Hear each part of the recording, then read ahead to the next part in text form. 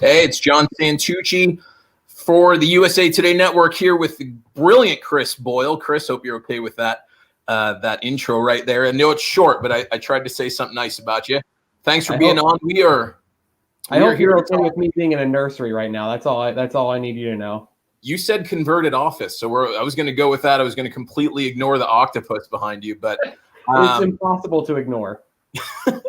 Well, I'm not in a wine cellar, by the way. These are barn doors if anybody's worried about the decor. But we are here to talk all things signing day, early signing period. Today's the first day. Obviously, more guys will sign. There's some big announcements coming tonight. But we're going to get on with it. So, Chris, I'm going to start with you. Biggest news of the day, in your opinion, is what? I mean, I'm always looking for the flips on signing day. Give me the drama. Like last year, I covered Avante Williams' signing day in DeLand, and I think all of us in attendance assumed he was going to Florida, and instead he pulled a last-minute switch and went to Miami. So some of the flips I think were interesting today. To me, the most interesting one was Brandon Jennings to Maryland. Maryland's made a habit of this now, and Maryland has a top 20 class from 24/7 Sports. He gives them something that they didn't have in this class, a real impact linebacker, can come down in the box. I got a little bit of a scouting report from Clayton Freeman up in the Times-Union, and he says he's a thumper, a guy that can come downhill, make plays, and also line up at defensive end. So add that to what they have in this signing class at defensive tackle and locking down what they have in Maryland and this in-state. It's really impressive what they've been able to do.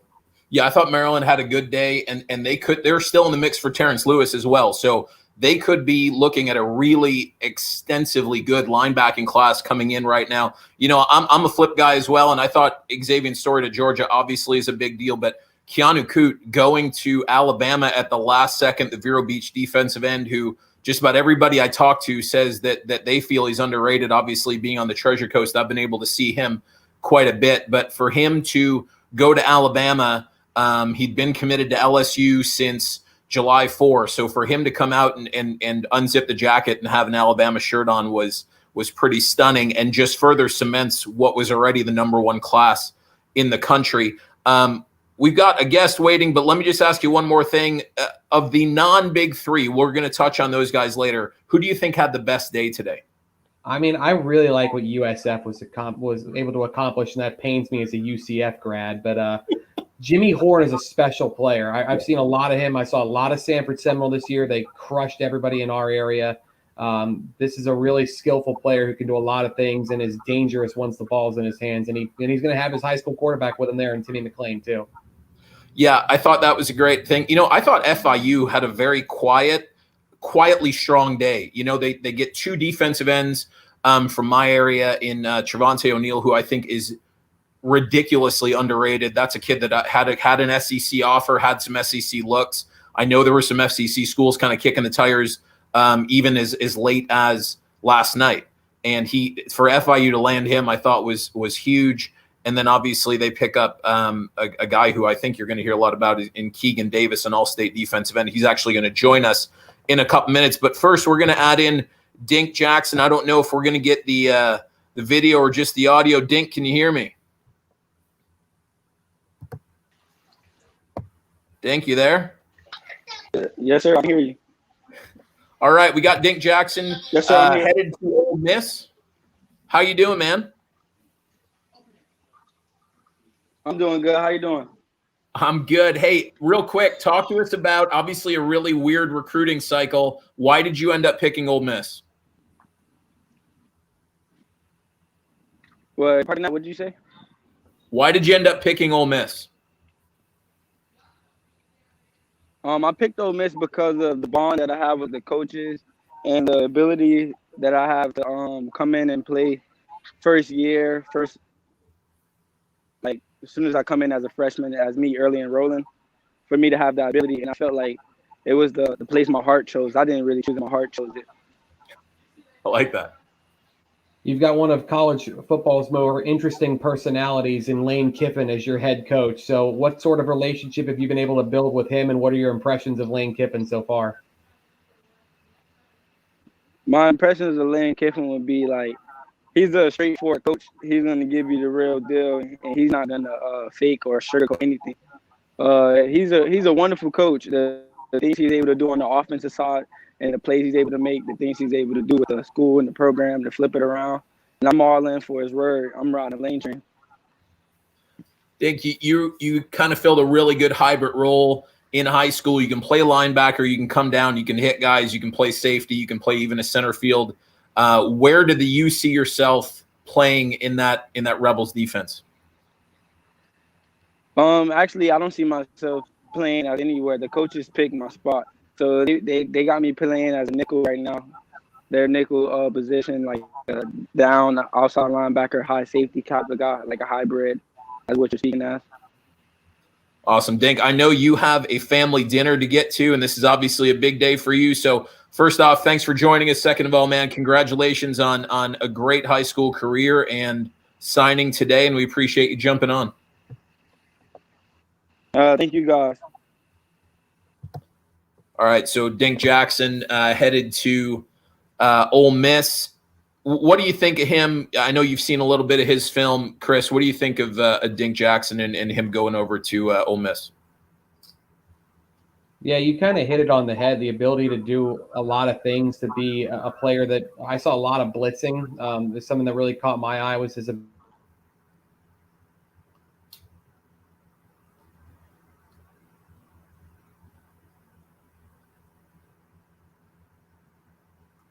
Chris, I think you froze.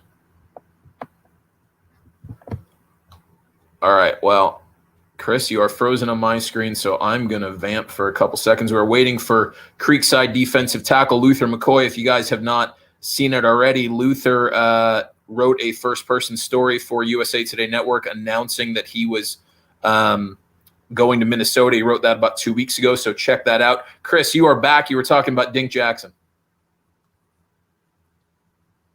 Yeah, his versatility, I think, and the idea of him being a positionless player, I think, catches my eye the most.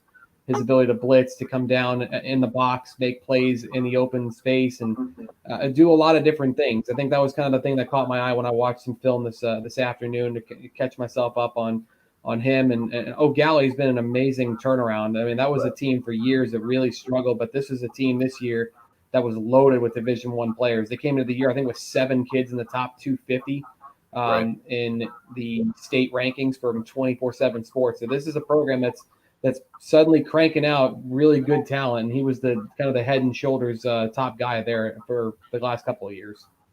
Absolutely. We're going to add in now Luther Mccoy, Creekside defensive lineman, headed to Minnesota. Luther, how we doing? Good. How are you, Coach? Good, man. It's really good to see you. Luther, I know Chris and I are both from northern places. You are headed to Minnesota. So I know Chris wanted to ask you something very specific about your wardrobe. Yeah, man, you got a winter coat. I mean, it is cold up there. I went there in September, and it was the same temperature you have on the coldest days down here. I mean, I'll find one. I mean, I personally, I like the cold. I like being cold and all that stuff, but it's definitely a different cold up there than out here. Yeah, when a guy from Florida says I like the cold, he does not mean up north. Trust me, I'm from Buffalo. Nobody means that kind of cold. Hey, you explain why you chose Minnesota. And I know one of the things that was important to you is being able to visit the campuses. And obviously you didn't get that opportunity during this cycle. Why Minnesota?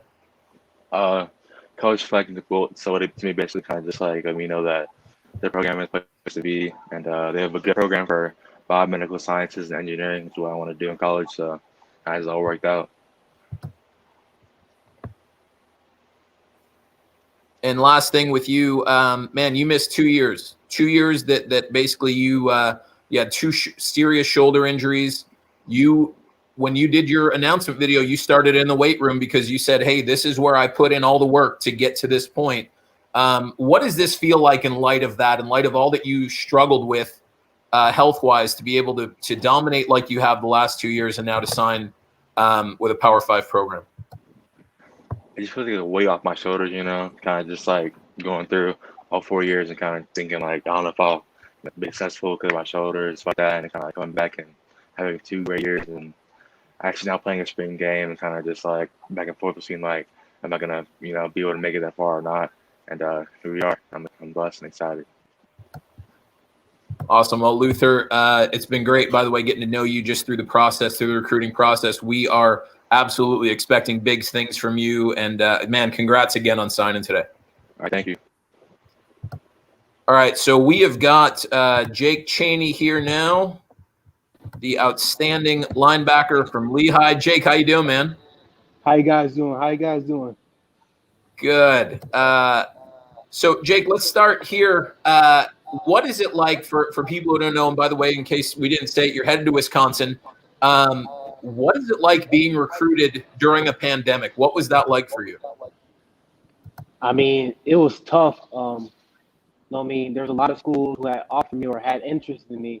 Wanted to go see their campus, but the quarantine and the coronavirus ruined all of it. So, I mean, I was lucky enough to be able to go to Wisconsin and watch them play a game. So when I made that decision, I knew it wasn't just a decision off of pictures or opinions. Yeah, take us through the circumstances of that visit, because I know it happened late last year and they hadn't offered you or anything, and it was kind of the first exposure you really had to them, right? Yes, sir. I mean, I'll say the visit was one of the best visits I ever been on. Like jump around, build me up, Buttercup, them singing their songs, and the fans and the atmosphere was just totally amazing. I mean, it was cold, but it's something you'll go through the cold to be able to watch something like that. The players, coaches, all that was amazing. All right, so Jake, I want to ask you this, and I've spoken with your dad a lot. Obviously, he's your football coach, your high school football coach, and you guys, by the way, a great class with Marion headed to Florida State. But I know your dad's he played at FSU, and he basically said, hey, look, as soon as my son signs, he needs to get back in the weight room to make sure that he's ready for Wisconsin. Do you feel like you are better prepared for the next level because of your dad, what he's been through and how he's kind of helped guide you? I mean, of course, I mean, he's kind of set a driveway or pavement for me to follow and be able to be the best Jake I can be. So, yeah, for him doing all the things he's done for me, I mean, it's been great, and he's kind of laid out the foundation. All right, Jake, again, Jake Chaney headed to Wisconsin. Really appreciate you jumping in, man. Enjoy your day. All right, thank you.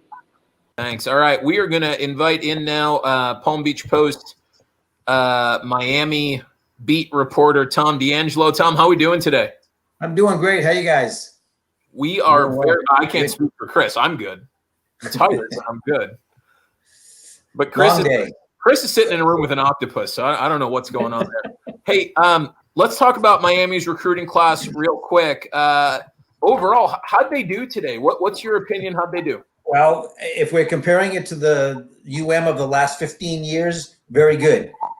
This is what Manny Diaz set out. Actually, set this 4 years ago when he arrived as a defensive coordinator, and it's taken time. And then he really ramped it up 2 years ago, and he became head coach. But Miami, over the last decade and a half, since all of a sudden they've fallen out of the elite teams in the country. One of the big reasons is they could not get the elite talent in South Florida to stay home. Well, they've signed 21 kids now. They just got news about 5 minutes ago, or we just got news 5 minutes ago that they've added a quarterback to this class, Jake Garcia. Out of those 21, 15 are from Dade or Broward County. That is huge, and especially the two biggest names in this class are two of the top 15 players in the country. So that's where you start, because for Miami to get back to where they have been back in the day, they need to start keeping this homegrown talent in South Florida, in Coral Gables, and not allow it to go where it's been going, which is Tuscaloosa and Athens and Clemson, South Carolina for the most part. And a lot of it's in Tallahassee too, or in Gainesville in the past. I was going to ask you any surprises, but you just said Jake, which is a great call. So, yeah. Chris, what do you got, man? Yeah, I mean, just I want to know some of the players that Miami fans should be excited about, and I guess they've probably got to know a pretty good amount of them, considering the geography and the proximity, seeing them in high school. Well, the two that I suspect, there's going to be a few that are going to be able to make an impact here because of the makeup of the roster. But the two immediately, number one, Leonard Taylor is the number one ranked defensive end in the country, number 10 overall. He's from Palmetto, a defensive end. And, and we saw this year two new defensive ends. They had to go to the transfer portal after they lost Greg Rousseau, who they expected to come back, but he opted out because of the pandemic. Quincy Rochet and Jalen Phillips had really good years. They were the two of the three best players on defense. Of course, this year is crazy, and who knows who's coming back because everybody's allowed. But I would guess both of them are headed to the NFL. So Leonard Taylor is going to step right in. I suspect he's going to play immediately, and that's a huge pickup because of the position of need. The other is James Williams, a safety. And again, they have three safeties, one of them being another transfer, and Bubba Bolden, who had a very good year, might be the third best player they've had on defense this year. Three transfers. He'll be headed to the NFL, and probably losing the other two. Amari Carter is a senior, Gervin Hall is a junior, but I suspect that for sure Amari, probably Gervin. So another position of need, another huge pickup. James is the number one ranked safety in the country, number 13 player overall. Those two guys are going to, I would suspect, are going to step right in. The other thing to look for in this class is the pass catchers, not just wide receivers, tight ends. They signed three playmaking wide receivers, three guys that can really help. Two tight ends. Now, they'll probably only lose. We don't know about Will Mallory. We're sure Brevin Jordan's going to the NFL. Will Mallory, I don't know. But even if he does not go, he probably could. But even if he decides he wants to have 1 year in the spotlight, they use Brevin and they use Will together a lot. So they could use two tight ends. And they got the number tight end in the country. I have to look up a lot of these name guys. I'm sorry, Elijah Arroyo, and he's from Texas, the number 10 tight end in the country. But three wide receivers, all from South Florida, Romello Brinson, Lawrence Seymour, and Brashard Smith. And Brashard Smith is an absolute burner. We saw they're not going to lose probably that many. They're for sure going to lose Mike Harley. But we saw what kind of help they need on the outside this year. There were times where these guys just they couldn't catch. They had a lot of drops. It took them a while to get going, and they were not overall. They were happier at the end of the year with the play of the wideouts, but mostly this was not. They did not have a great year with at wide receiver. These guys will help, and I suspect at least one, two, maybe all three. They are going to really help the wide receiver core. All right, Tom, I appreciate it. We're gonna have to keep going to our next guest, but I do want to say this: we saw Leonard Taylor multiple times this year. Hands down, the best player I saw. The best high school player I saw this year. Yeah, he's the guy that they were on these guys for 4 years, and this is what Manny did. As soon as they're ninth graders, they're talking to them. They're in their backyard. They're at their schools, and this is what he's trying to develop now and get these kids as ninth graders to start thinking about going to the University of Miami. Well, it worked. Tom, I appreciate your time. I know you're not done yet today, but have a great rest of your day. Thanks, guys. Good to be on. All right, we are now going to bring in Keegan Davis. He's been patiently waiting for us to get on. Keegan, how you doing, man? Good. How are y'all doing? Good. We got did you expect us to introduce you as an FIU signee today? I mean, walk us through that. How did that happen? So, last night it was kind of a last minute thing. I got the offer about a week ago, and it's just, I was just thinking about it, and being closer to home was really my goal when I was a ninth grader. So, just having that opportunity, I kind of took it. I've mentioned before you came on that I'm about the drama. So, we see flips every so often, and take us through the process about having to reach out to Marshall and also, let FIU know that you were coming there instead. What was some of those calls and some of those moments like for you behind the scenes? My coach was kind of, stuck and he didn't really know what to do. But at the end of the day, I got to do what's best for me. But at the same time, things had to be done. And I just appreciate Marshall and how they were. They were great to me, but my decision was made. So, Keegan, I've been able to see you obviously play for the last 3+ years. In fact, I've said this many times. We have created a special tight end spot on the all-area team just for you because you've been that good. And you're not going to play tight end anymore. You're going to play defensive end at FIU. So walk us through how much did that factor into your decision, and what do you think about playing on the D-line there? That was a huge decision. I asked a lot around. I have a lot of good resources. Like I got Jeff Luck, who's played on the defense side of the ball. I got my coach, Urban Jones, and it's just I think it was in my best benefit just because of what I'm going to become when I get into college. It was just I was probably going to end up playing D-line anyway. All right. Well, Keegan, congratulations, man. It looks like you made a great decision. Obviously, I'm sure your parents are happy they're going to be able to see you a lot easier at least. So congratulations, man. Thank you. Appreciate it. Thanks for jumping on. All right. We've got now from Tallahassee. He's been waiting very patiently. Kurt Weiler, appreciate you jumping on, man. You have had a long day. What time did you start this morning? Alarm went off. So alarm was set for like 6:45. I slept through it a little bit, got up at like 7:05, and it's been work mode ever since. It's how this day, it's on and off. There are periods of waiting, but it's been a long day covering all the signatures coming in. Man, I got to tell you 6:45. I was up at like 6. I had the alarm set for like 6:30. I was so excited. I don't know if that makes me better than you. I'm not going to go that far. Anyways, hey, overall, give me your thoughts. How did Florida State do today? The way I kind of phrased it is it was a busy day, but it wasn't an especially eventful day in terms of Florida State. There weren't a ton of guys deciding today kind of who were factoring in Florida State. I think they had 15 high school commits entering the day. 14 of them were expected to sign. They had all of the NLIs in by noon, and then they flipped one. They landed a George Wilson from Virginia Beach, a defensive end. That was the story of the day. You look at Florida State and probably their biggest need going forward being at defensive end, and they added 5 defensive ends today. So they really, I would say, just that was a huge need that they filled, and I think they obviously also know they have 9 spots left. They signed 16 so far. They have 9 left, and they also know kind of where the holes remain between now and February they kind of have to still deal with.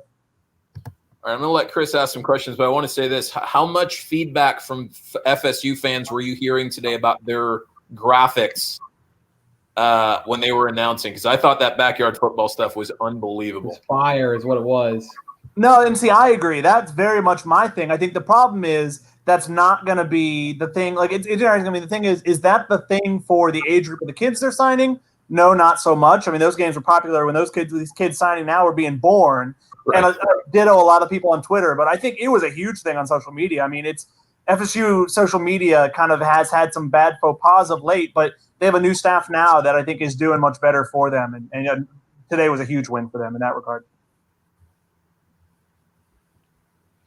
What players from the FSU signing class should they be excited about? And is there a realistic expectation that Mackenzie Milton will be the starting quarterback by the time the spring rolls around? You mentioned Mackenzie. I think he is the one. He signed Monday. He committed Sunday. I'd say he was, I would say, a bigger deal than anyone they kind of brought in today, just in terms of not that the quarterback room's in terrible shape, but if he's anywhere close to what we saw from him when he was at UCF, that will be a coup. And I know the Florida State coaches talked a lot since he signed just about not just his play, if he's healthy, but the leadership he'll bring to that room. That's something I know Mike Norvell, having coached opposite of Mackenzie a number of times when he was back at Memphis, spoke very highly of just him, at how he seems and how he is as a leader. It'll be interesting.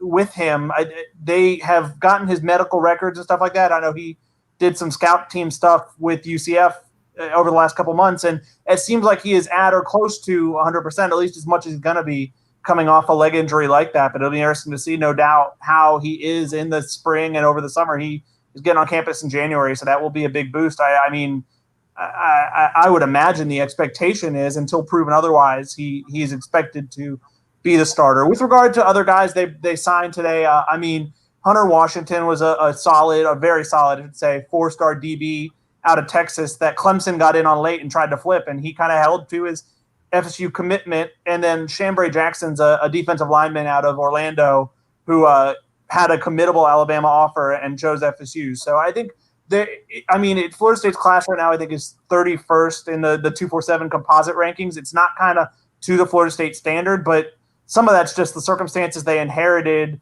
And I mean, the recruiting restrictions this year, just with the new staff not being able to really host as many people as they would have wanted since March. Kurt, last thing, you mentioned they have 9 scholarships left, and obviously we still got about 6 or 7 weeks. 7 weeks from today, we have National Signing Day. So over those next basically 2 months, what does Florida State need to do, in your opinion? What are those holes that they still want to fill? They brought in a number of defensive ends. I think they could stand to bring in a tackle or two, be it a JUCO guy, be it a transfer, be it a high school. And I think the biggest thing that they only have one receiver signed right now. And I mean, if you look at that group and what that group has looked like this year without Tamorian Terry, that is an area where they need to kind of just build up some depth there with wide receivers. They're in on potentially. So Malik McClean decommitted last week, but he's now kind of seems like he's floating between Ole Miss and FSU. So they could get him later this week. I think he announces Friday. They're in on Destin Hill over from New Orleans. He's a high school kid who's deciding in February. And it could be I know they're in on a couple JUCOs or maybe a transfer. I think Mike Gravel said today they're looking for, of those last 9 spots, 3 of them to potentially be receivers. That's how big the need is there. Well, Malik McClean, if they can get him, that would be a great start. He's a very long, I think that's the word you got to start with him. He's long, he's fast. He can separate from guys. He'll be a red zone nightmare at the next level. And he does announce Friday at 2 p.m. So if you're a Seminoles fan, hey, fingers crossed, right? It seemed like all hope was lost on that front. He very quickly moved trending towards Ole Miss, but it now seems like he might be trending back a little bit. So it's definitely still up in the air. All right, Kurt, we appreciate you jumping on, man. Have a great rest of your day. So, Chris, unfortunately, we're not able to get our Gators beat writer because the Gators had their press conference later and he is working.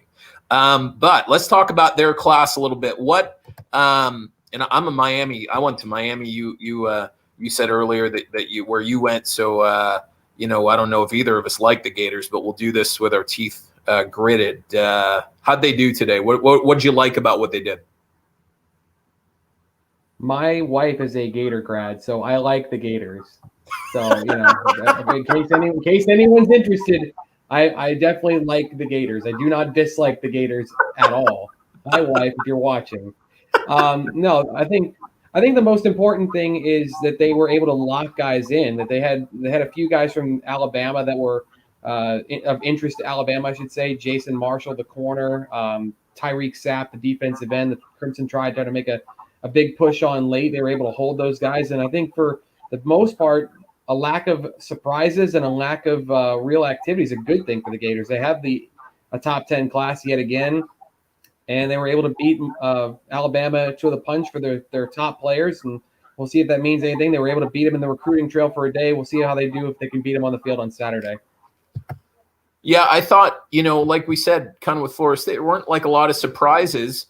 But they held on to the guys that they expected to get, which again, we've talked about some of those guys who flipped. You think you have them, and then signing day rolls around and you find out, oh, man, we weren't doing as well as we thought. By the way, my wife did not go to Florida, so I still don't like them. Anyhow, I thought they did a phenomenal job on defense, especially in the secondary and on the defensive line. They brought in on the defensive line some really good ends.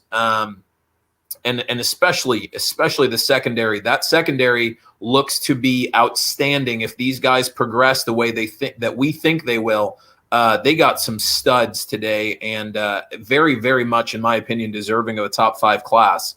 When you look at these guys, is there one player, Chris, that excites you the most? I mean, I think you kind of have to start with Jason Marshall. The fact of the matter is he's the top-rated player in the class, and there's a reason for it. He's really tall. He's got basketball bounce. He's got great ball skills. He's able to provide something. And not only is he able to find the football and to get the football, but also look to score with the football. He's a guy that is a really interesting prospect. I think is going to be a player that they really hope will be a shutdown corner. My one question is, from what I saw, a lot of off coverage. So will he be able to play press man against these physical receivers in the SEC? If the answer is yes, I think they've hit a home run with him. And everyone's looking for those 6'1", 6'2" corners that can bounce, that can run, that can do things with the football. And if they've hit on one, they have really needed playmakers in the secondary this year, so he could have a really quick impact next year. Yeah, you're going with the cornerback. I'm going with the safeties, Collier and Donovan McMillan. I think those two guys can come in and just be two monster players for them in that secondary. They're both physical. They're both fast. They both can eat up a lot of space. They can both go up and get the ball. I think that they brought in two guys that, I said it to you earlier off camera.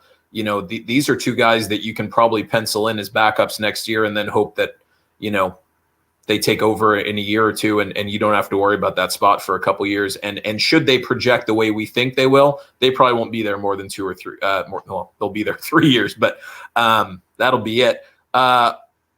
What holes do you think the Gators need to fill with the scholarships they have remaining, be that through the transfer portal or scholarships in February?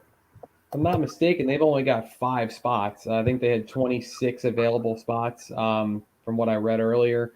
Running back, I think, is somewhere that we both talked a little earlier that maybe that was a position that they could look to add a body, although you have to take into account that DeMarcus Bowman's coming from Clemson, one of the top-rated running backs from last year's signing class.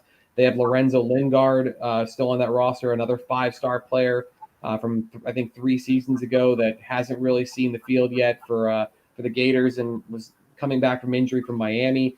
But I do think you could potentially add somebody there. And I think offensive line, I think that's another position that you want to make sure you've got depth at. You want to make sure you've got some players. And I think Tristan Lee is somebody they're really interested in up in Virginia, who's one of the top-rated tackles in the country. So look for the Gators to maybe look at the offensive tackle position too. Yeah, and another guy that they're still in on that is waiting until February. Obviously, you've got Bryce Langston, the Ocala Vanguard defensive end. Terry and Arnold out of Tallahassee is another guy that I believe the Gators are in the mix for, which would give them another defensive back. Not that they really need that right now, but I think at best you add one running back if you can, and I think because of the COVID restrictions on recruiting, and also because these guys now have an extra year of eligibility. With only 5 spots left, unless you find somebody you're in love with, I wonder maybe do you not fill them all? Do you want to hold a couple and kind of see what's left? But I agree with you. Tackle.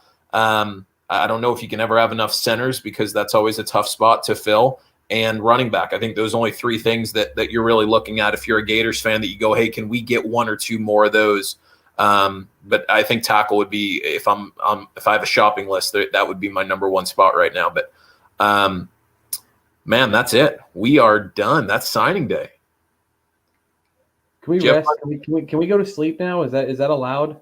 I think you're in a nursery right now based on the octopus I see in the background. So I think you just turn the lights off and all right, Chris. Hey, I appreciate it, man. You crushed it today up in Daytona. You're doing a great job as always. Thanks so much for joining me. Gives me somebody to talk to. Everybody else who's watching, thanks for joining us.